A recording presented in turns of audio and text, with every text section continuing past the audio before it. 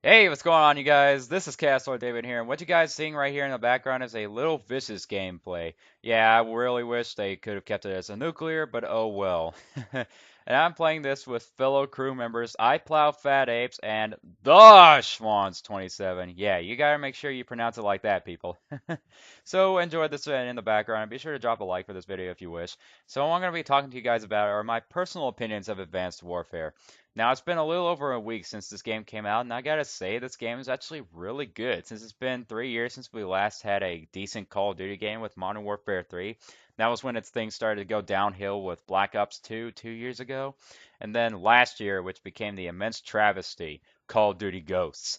So it just kind of makes me think that maybe Sledgehammer Games may have the mojo to consider the Call of Duty series good again.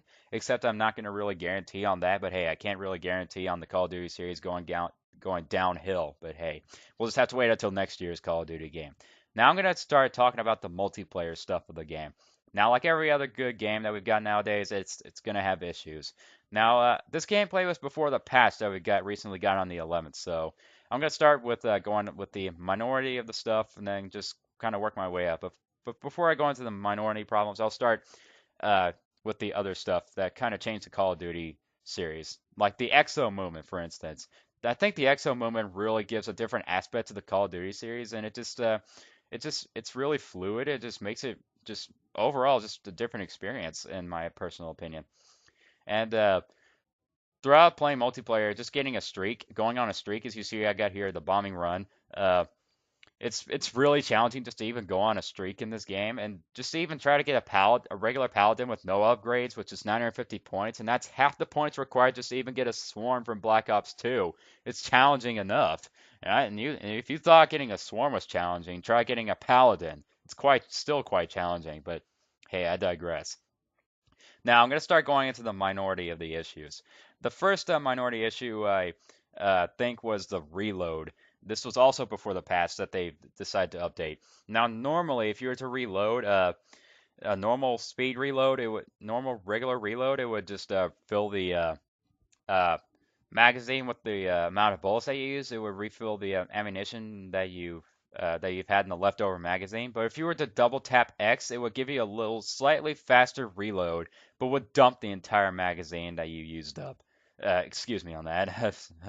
Loss of voice there. But that they updated the reload in the patch, so it doesn't seem like I'm doing that much of a faster reload, and it doesn't seem to be dumping the entire magazine anymore. So that was the reload that they did for the patch. Another thing I think was the gun camo challenges. Now, normally I never really worry about gun camo challenges, but whenever I stumbled upon them before the patch one night, I noticed that it requires 500 long shots, headshots, and hipfire kills to get a certain requirements of a camo. But yeah, normally yeah, I know I wasn't gonna be able to, or any other sweaty scrandy that would play this game to even get any one of those camos within the first week of release. But still, think about it if they actually kept it like that. Think about it. Now I'm gonna start going up with a little somewhere in between, and that's what I think are the maps. The maps in this game, I think, are some of them are actually really good, and some of them I think are just like meh. Like this one, for instance, Horizon. Now I'll admit it's pretty nice. I think it's pretty decent. I think it's okay in detail, but it's just not really that great because of all the buildings, and which can lead to some of the other maps like Terrace or Riot, which can lead to a lot of rooftop camping. And I'll just go back to the streaks for a little bit. As you see here, I'm using the Paladin, and I got a bombing run a little bit ago, and it's I've only gotten a few kills with these streaks because it's like I said, it's mainly because of the buildings. You just really got to get lucky just to even get an aerial streak kill, even on some of these maps with the buildings. So, like I said, the maps I think some of them are really good. I'll take some of the ones that I think I like Biolab I think is all right. Uh, Another one I personally like, I think I kind of like is Green Band, which is a really good aerial streak map. So there's only a couple maps in this game that I like, but that just takes care of that. Now I'll start going into the major stuff really quick. One of them being the skill-based matchmaking. Now I witnessed Schwantz do an experiment on his channel of his Zombie Lives video of him that skill-based matchmaking is kind of killing the regular core multiplayer gameplay of Advanced Warfare, because most of the time you'll be put into a lot to lobbies of sweaty scrandies and it's kind of tough to even just get good games in, and it just already makes you wish why they put it in regular public matchmaking and just keep the skill-based matchmaking in ranked play whenever it comes out.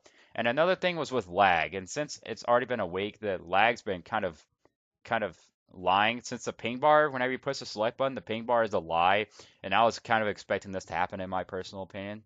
So I think those are the issues of the game, and that's my personal opinion of the game. So here is the Vicious medal right here. Look at that beauty. So hopefully you guys enjoyed this, and I'll see you guys in the next one.